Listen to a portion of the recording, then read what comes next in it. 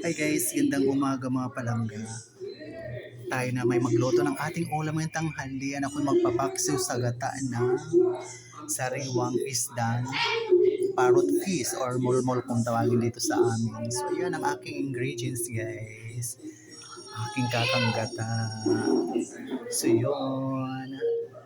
So yun na guys, nailagay ko ng aking mga ingredients sa taas. Yan, salang na natin.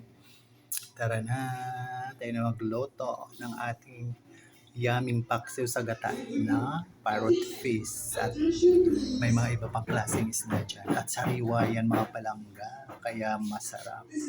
Tara na. So ayan guys, buksan natin kay kumukulo na. Ayan, pahibasan na lang natin ng sabaw saka natin lagyan ng kakang gata. Ayan. So yung mga palangga, pahibas na yung sabaw. Lagay na natin ang kakang gata unti pa. So yan. Wow, masarap naman pala. So yan. Ayun guys, lagay ko na ang aking kakang gata dahil wala nang sabaw. So yun. So yun na po siya mga palangga. Pakuluin na lang po natin. Huwag na natin takpan gawa ng para hindi magbubuo yung gata. So yun. Malapit na tayo kumain.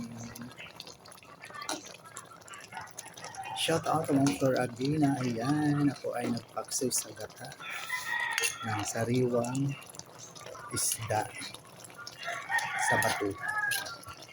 So yun. Ayun po, ano natin ang gata sa taas para malagyan ng gata ang ating isda. Bango. So yun, shout out lang for Abina. Ma'am Carlota Ravis Worthy, ayan, shout out. Yan, hindi ko na po tinakpan para hindi magbubuo ang gata. Ma'am Ilina Anong Marasiga, Ma'am Yelinda Tilisti, so ayun po. Ang Ma'am Mariki Alarcon, and Ma'am Ka-Farmers Vlog, shout out. Ayan. Ma'am Lily Lochinger, hi. Shout out po dyan sa Switzerland. Yun. So yun guys, nagmamantika na po yung gata natin. So, luto na po. Pwede na po tayo mananghandian mga palanggayan. Cook na po natin ang kalan.